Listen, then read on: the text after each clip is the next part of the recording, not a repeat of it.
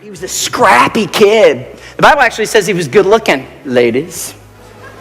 It says he was ruddy and handsome, whatever ruddy means. I just envisioned like a little shrunken down Channing Tatum.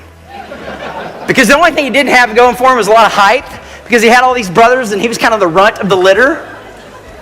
But God's like, this kid right here, man, this guy, he pursues intimacy with me. And so God's like, I'm going to make him king. And so David becomes king. The Bible says, the story goes, he becomes king. And I told you he was an extremist. So when he was successful, he was wildly successful. But when he blew it on a big time scale. He says, where can I go from your spirit? Where can I flee from your presence? And he says, if I go up to the heavens, you're there. If I make my bed in the depths, you're there. If I rise on the wings of the dawn, if I settle on the far side of the sea, even there your hand will guide me, your right hand will hold me fast. Now, here's what I want you to see. First of all, right out of the gate, I want you to notice the stupid level of intimacy between these two people, between God the Father and David, this kid, this guy, this man. Go back to verse 1. Look at what it says. Go back to the first verse. He says, you've searched me and you know me. You know when I sit, you know when I rise. You perceive my thoughts from afar. You know when I go out. You know when I come home. You know when I lie down. You know when I get up. So it's like God has this stalker level knowledge of David. Now that's some crazy intimacy. But I want you to look at this last verse.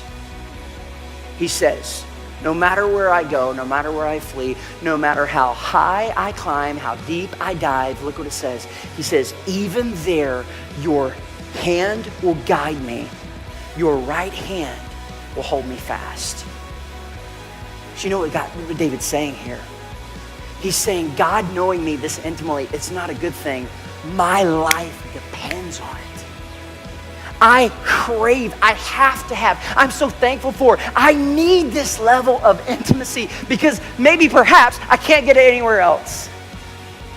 And if you look at this verse, he says, even there your hand will guide me. If you look up the word guide in the original language, the word guide also translates to mean protect. So what David's saying is, God, no matter how much I screw up my life, you still pursue me. Guys, God pursues us in spite of us. This is a man who done some horrible things.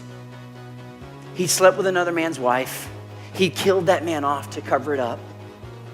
And he still says, God, you know that about me, yet you still pursue.